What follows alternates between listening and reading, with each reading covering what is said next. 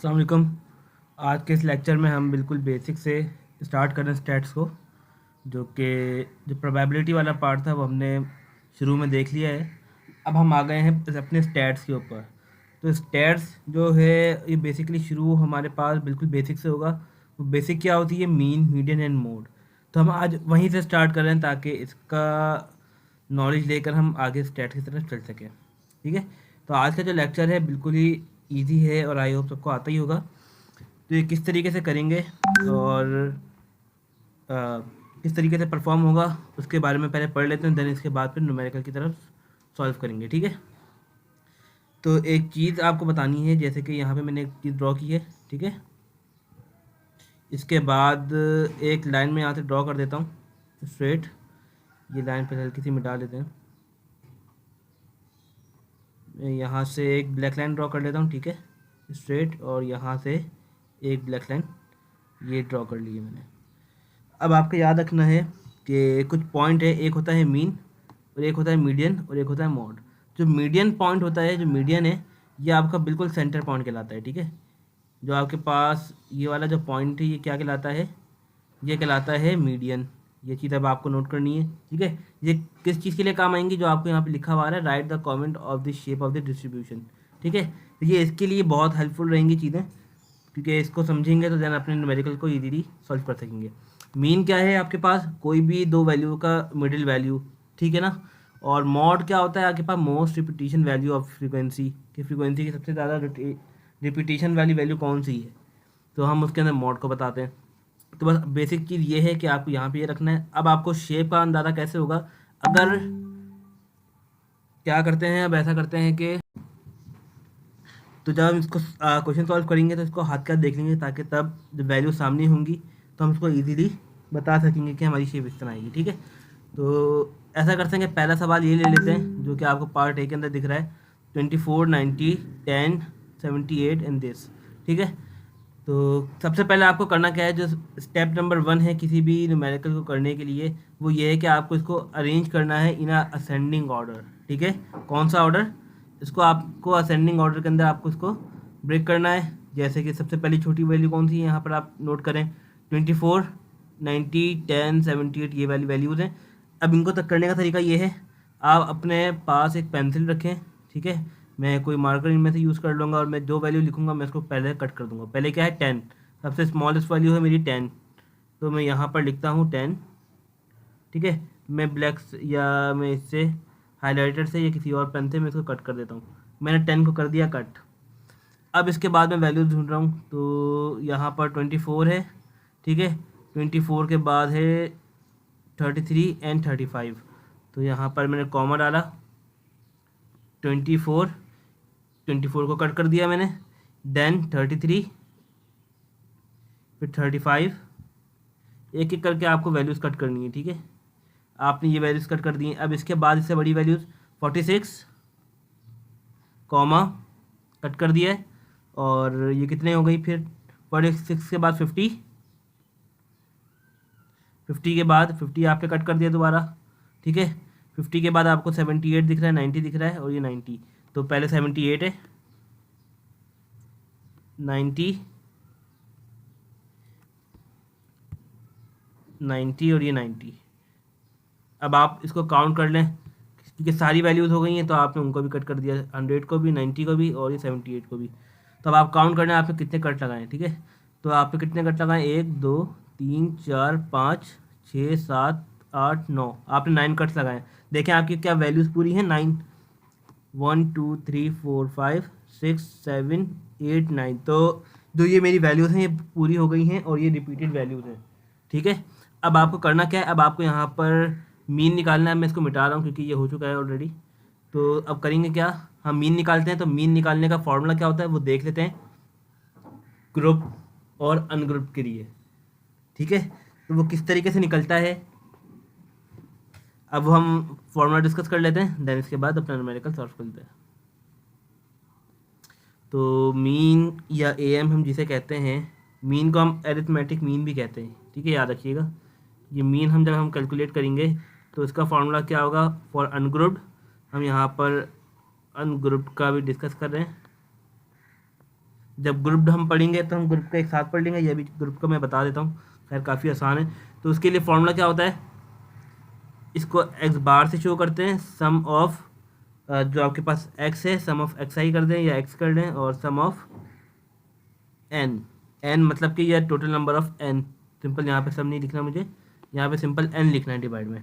तो ये हो गया अनग्रुप्ड का फॉर्मूला। अब एक आता है ग्रुप्ड का, ये हम अभी पढ़ लेते हैं ताकि जब हम इसके न्यूमेरिकल सॉल्व करेंगे तो और आसानी हो जाएगी। ठीक है, इसका फॉर्मूला होता है summation of x F I, ठीक है, और यहाँ पे सम ऑफ एफ। तो यहाँ पर एक्स आई क्या है, ये आपके पास एक्स आई वो वैल्यूज हैं जो कि आपको गिवन है। एन क्या है, जो आपने अभी काउंट किया था एन 9, तो वहाँ पर आपके पास एन आ गया 9। यहाँ पर एफ क्या है, एफ आपके पास फ्रीक्वेंसी है, एक्स आपके पास ये वैल्यू है, और एफ क्या है यहाँ पर फ्रीक्वेंसी, और इनका सम है। तो ये इनका बेसिक फार्मूला है। ठीक है, तो हमने इसके थ्रू ही करना है। अब क्या करना है, अब इसको सॉल्व करते हैं और इसका मेथड देख लेते हैं।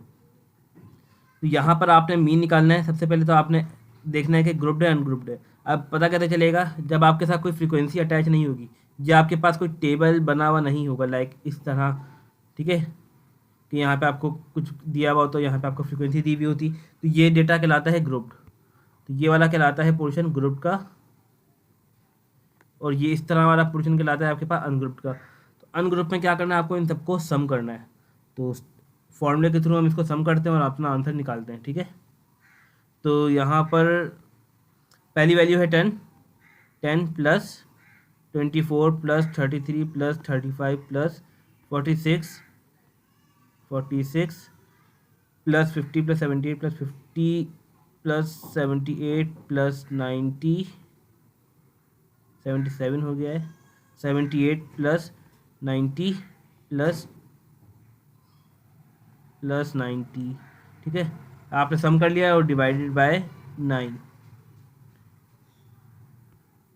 50.6। हमारा आंसर क्या आ गया है, 50.6। तो ये हमारा आंसर है।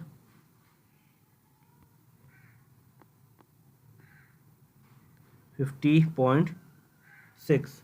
ठीक है, कैलकुलेशन में थोड़ी सी एरर हो सकते हैं, लाइक अगर पॉइंट में किसी का डिफरेंस आ रहा है तो कुछ नहीं होता, क्योंकि सबके कैलकुलेटर अलग अलग होते हैं और इतना सा डिफरेंस आता है कैलकुलेटर्स के अंदर। ठीक है, तो अब हमने क्या करना है, अब हमने निकालना है, या अगर कुछ मिस्टेक हो गई हो इसके अंदर तो शायद वैल्यूज़ चेंज भी हो सकती हैं, और जिस तरह मुझे लग रहा है कि शायद कुछ गलती हुई है, तो ये हम इसे दोबारा कर लेते हैं तो पता चल ही जाएगा। 10 plus 24 plus 33 plus 35 plus 46 plus 50 plus 78 plus 90 plus, और ये दोबारा 90 प्लस 456 आ गया, डिवाइडेड बाय 9, क्योंकि 9 वैल्यू थी हमारी। जब हम इसको 9 से डिवाइड करेंगे 50.6 ही आ रहा है। ठीक है, तो ये हमारा आंसर आ रहा है अभी तक। तो अब आपको करना क्या है, अब आपको सिंपल ये करना है, अब आपको निकालना है मीडियन। ठीक है, मीडियन निकालने का तरीका बहुत आसान है, जो अभी आपको बताने जा रहा हूँ। मीडियन के अंदर आपको ये करना होता है कि दोनों ये जो आपके पास एक सीरीज़ है, आपको इसको 2 इक्वल पार्ट के अंदर डिवाइड करना है। ठीक है, 2 इक्वल पार्ट पर कैसे डिवाइड करना है, आपने एन निकाल लिया था, आपका एन क्या आया था 9। मैं इसको थोड़ा सा नीचे बता दूं, ये असल में बनता फार्मूला ही है, लेकिन इसको थोड़ा सा मैं फार्मूले के साथ रिलेट कर रहा हूँ। तो आपके पास n/2 आप इसको कर दें सिंपल सा भी, तो आपके पास मीडियन निकल आएगा। ठीक है, कैसे, n कितना है 9/2, तो विच इज़ इक्वल टू 4.5। इसका मतलब ये है कि बस आपने एक रैंडम वैल्यूज़ निकाल ली हैं, आपने पॉइंट वाले को इग्नोर करना है। इसका मतलब ये है कि जो 4 आपके पास आया है, आपने अपनी वैल्यूज़ को लेफ्ट साइड से भी 4 छोड़ना है और राइट साइड से भी 4 छोड़ना है। जो मिडिल वैल्यू आएगी वो आपका क्या होगा, मीडियन होगा। चेक करते हैं इसको, हमारा 4 वैल्यूज़ यहाँ से छोड़नी है, तो इसको यूँ कर लेता हूँ 1 2 3 4, 4 वैल्यूज़ यहाँ से हो गई, एंड ये 4 वैल्यू यहाँ से हो गई हैं। ठीक है, तो मीडियन क्या आ गया, मेरा मीडियन आ गया 46। जो मिडिल वाली वैल्यू बचेगी वो आ जाएगी 46। तो यहाँ पर जो हमारा आंसर है वो क्या है, तो मीडियन क्या है मेरे पास, मीडियन है मेरे पास 46। इसको हम लिख लेते हैं मीडियन को मीडियन इज इक्वल टू 46। तो ये हमने मीडियन भी निकाल लिया है 46। अब आपको क्या करना है, अब आपको निकालना है मॉड। अब मैंने आपको बताया था कि मोस्ट रिपीटिशन वैल्यू जो भी होगी किसी भी सीरीज़ के अंदर वो क्या होगा, वो आपका होगा मॉड।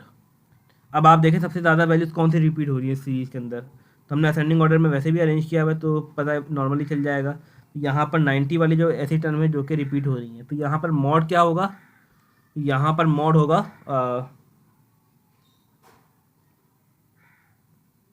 मॉड यहाँ पर आ जाएगा आपके पास 90, क्योंकि इसका जो फ्रीक्वेंसी है, फ्रीक्वेंसी का मतलब होता है कि वो कितनी बार रिपीट हो रही है। तो फ्रीक्वेंसी आपने 90 की देखी क्या थी, 2।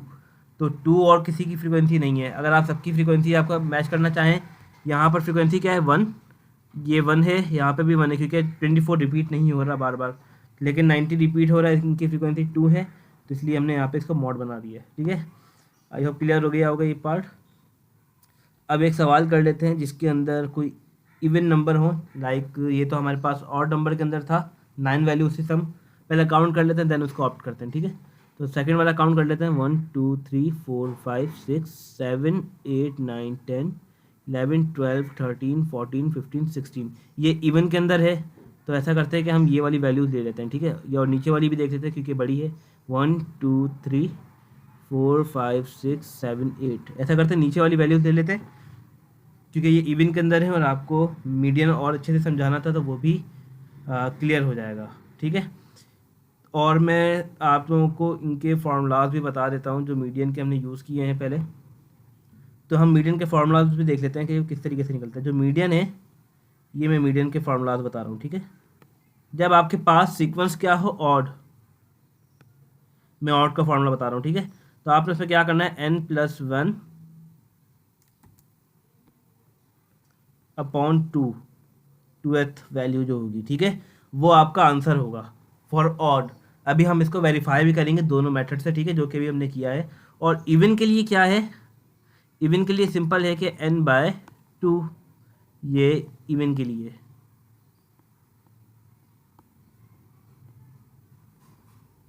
ठीक है, अब हम इसको वेरीफाई भी कर लेते हैं ताकि आप लोगों को भी माइंड में रहे कि हमने ये जो किया है क्या वो सही किया है या गलत।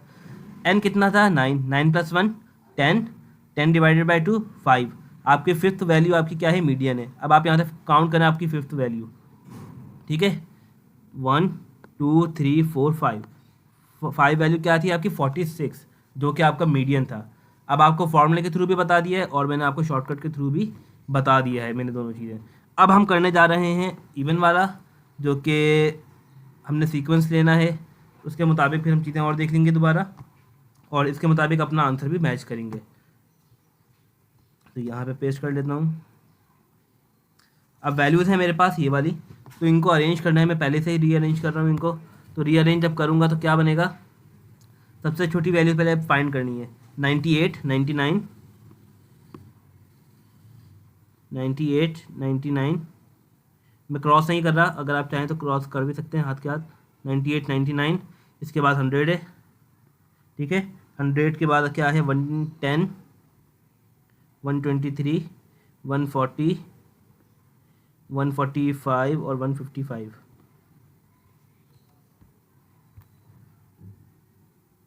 ठीक है, तो ये वैल्यूज़ हैं कुछ जो कि हमने लिख ली हैं, इनको काउंट भी कर लेते हैं। यहाँ से 140 है, काउंट करना, ये इवन नंबर आएंगे। तो 98 1 2 3 4 5 6 7 8, तो ये इवन नंबर है। तो इसका अब हमें मीन मीडियन और मॉड निकालना है। मीन निकालना है, पर निकालेंगे सबसे पहले मीन। तो मीन निकालने का फॉर्मूला वैसा ही है,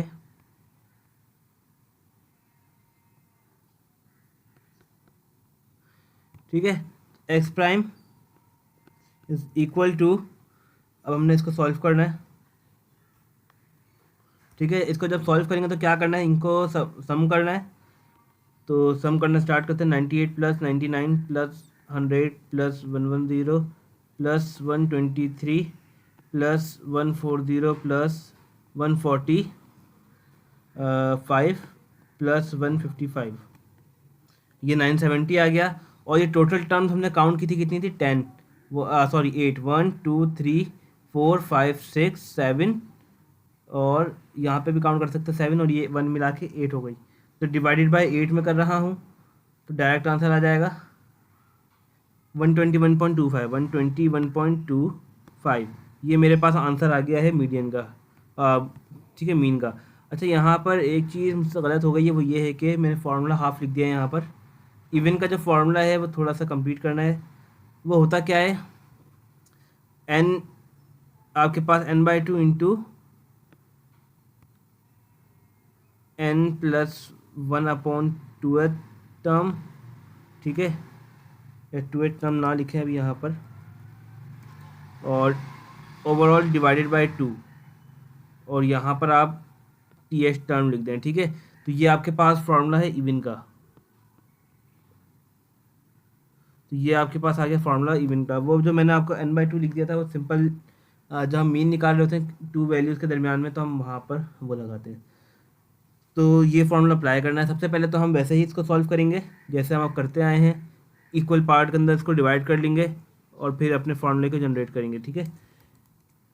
तो यहाँ पर मीडियन निकालना है,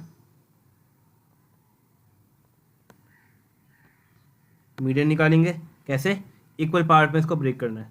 8 वैल्यूज़ थी तो मैं 3 यहाँ छोड़ रहा हूँ, 3 यहाँ, क्योंकि 4 रखूँगा तो बीच में कोई वैल्यूज़ नहीं आएंगी मेरे पास। तो क्या करेंगे, ऐसा करते हैं कि इनको स्किप करते हैं यहाँ पे इस तरह के 1 2 3, 3 वैल्यूज़ यहाँ से हटा दी, 3 वैल्यूज़ मैंने यहाँ से हटा दी हैं, ठीक है। अब बची कौन सी वैल्यूज़, यहाँ पे 2 वैल्यूज़ 110 और 123। आप इनका सिर्फ मीन ले लें, आपके पास आंसर आ जाएगा, ठीक है। सिंपल जो मीन लेते हैं किस तरह लेते हैं, 110 प्लस 123/2, वो मैंने शॉर्टकट फॉर्मूला ही लिखा हुआ था। तो यहाँ पे क्या है 110, तो 110 प्लस 123 डिवाइडेड बाय 2, तो 116.5 आ गया मेरे पास आंसर, ठीक है। 116.5, ठीक है। तो ये मेरे पास मीडियन आ गया। अब आप चाहें तो इसको फॉर्मूले के अंदर भी पुटअप कर सकते हैं और अपना आंसर निकाल सकते हैं। कैसे, n/2 into n+1/2/2, 10 divided by 2 which is 5, 10 divided by 2, ये +1 अलग है और ये अलग है, ठीक है। मैं इसको अलग बना दूँ, तो 10 डिवाइडेड बाई 2 5, 5 + 1 6, और यहाँ पर प्लस है, मैंने शायद ऊपर भी प्लस नहीं लगाया, तो 5 + 6 और अपॉन ये डिवाइड बाई 2 हमने पहले कर लिया था, और ओवरऑल यहाँ पर 2 आ गया मेरे पास, ठीक है। अब आपको सिंपल क्या करना है, अब आपको यहाँ पर सम करें और अपना आंसर निकाल सकते हैं। तो यहाँ पर 11 बनेगा, 11 divide by 2, 11 divided by 2 which is equal to 4.5, ये आ गया है। तो सॉरी 5.5। अब आपको 5.5 वैल्यू चाहिए, ठीक है, आपके पास जैसे हमने टर्म लिखा था वहाँ पर, तो ये TH आ गया आपके पास। अब ये कैसे निकलेगा इन दी एंड, ये आपको शॉर्टकट फार्मूला अप्लाई करना पड़ेगा। 5.5 इसका मतलब ये है कि फिफ्थ वैल्यू आपको ढूंढनी है। 1 2 3 4 5 यहाँ पर है, 1 2 3 4 5। अब आपके पास यहाँ पे कुछ ना कुछ वैल्यूज आ रही हैं। अब आपको इनको सम करके निकालना होगा, मीन्स के कह सकते हैं कि आपको उसको सिंपली मीन निकालना है, आपका आंसर निकालना है, ठीक है। तो आप यहाँ पे यूँ कर सकते हैं, शॉर्टकट फॉर्मूला ज़्यादा आसान है तो और काफ़ी अंडरस्टैंडिंग है, तो हम इस तरह कर सकते हैं। अब रह गया है मॉड। अब इसका मॉड क्या है, तो रिपीटेड वैल्यू आप देखें यहाँ पे कुछ आ रही है, मोस्ट रिपीटेड वैल्यू 98 99 100 110, इसमें कोई भी रिपीटेड वैल्यूज़ नहीं है। तो अब आप यहाँ पर क्या करेंगे, तो आपको यहाँ पर लिखना क्या होगा, मॉड इज इक्वल टू 0। तो आपने मॉड यहाँ पे निकाल लिया 0। अब यहाँ पर जो सवाल था, सवाल में ये था कि find the mean median and mod. अब आप पार्ट भी आप खुद से सॉल्व करें, ठीक है। Of each set of data right comments on the shape of distribution, कि इनकी शेप्स कैसी होंगी। अब हमने पहला एक सवाल सॉल्व किया था, उसके अंदर हमने इसकी शेप नहीं बताई है, तो अब हम शेप की तरफ आ जाते हैं ताकि एक चीज़ एक ही बार में क्लियर हो जाए। सिंपल ग्राफ को भी छोड़ते हैं तो इसको और आसानी की तरफ लेके जाते हैं। अगर मीन की वैल्यू बड़ी होगी, इसको आप यूँ लिख लें साइड में बॉक्स बना के ताकि याद रहेगा। अगर आपकी मीन की वैल्यू बड़ी होगी मीडियन से, ठीक है, तो आपका जो ग्राफ होगा वो कहाँ जा रहा होगा, राइट की तरफ शिफ्ट कर रहा होगा। कैसे, थोड़ा सा ग्राफ से भी फिर मैं बता ही देता हूँ तो थोड़ा क्लियर हो जाएगा। देखिए ये है, आप मिडिल वैल्यू मैंने आपको बताई थी कि क्या होती है, ये होती है मीडियन। अगर मीन ज़्यादा है, मीन कम ज़्यादा का मतलब होता है अब आपको मीन जो वैल्यू यहाँ चल रही है और मीन वैल्यू आपकी यहाँ चल रही है, ठीक है। अगर मीन वैल्यू से ज़्यादा है, मीडियन से ज़्यादा है, लेट सपोज कि ये कितनी थी हमारे पास वैल्यू, सपोज भी नहीं करते हम, वैल्यूज ही देख लेते हैं। तो यहाँ पर वैल्यूज़ क्या है, मीडियन की 46, ठीक है, और उसकी है 50,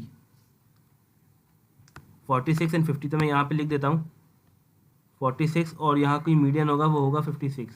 अब आप यहाँ पर देखें कि 46 की वैल्यू बड़ी है या 46 वैल्यू बड़ी है या 56, तो आपने देखा 50 था या 56 था, इसको ज़रा चेक कर लेना आप लोग, ये बड़ी वैल्यू थी। तो यहाँ पे जब भी आप देखेंगे तो ये जो ग्राफ होगा वो कहाँ शिफ्ट कर रहा होगा, शेप ऑफ डिस्ट्रीब्यूशन होगी राइट की तरफ। शेप क्या होगी इसकी, shape of distribution toward right, shape toward right, ठीक है। अगर मीन की वैल्यू कम होती, मैं तीनों केसेस ही बता देता हूँ, अगर मीन की वैल्यू कम होती मीडियन से तो ये क्या होता, तो ये होता शेप होती लेफ़्ट की तरफ, मैंने आधा लिखा है इसको, ठीक है, शेप टुवर्ड द लेफ़्ट, तो लेफ़्ट की तरफ चले जाता मेरे पास ये। अगर मीन और मीडियन बराबर हो जाते, ठीक है, तो ये सिमेट्री बन रहा होता।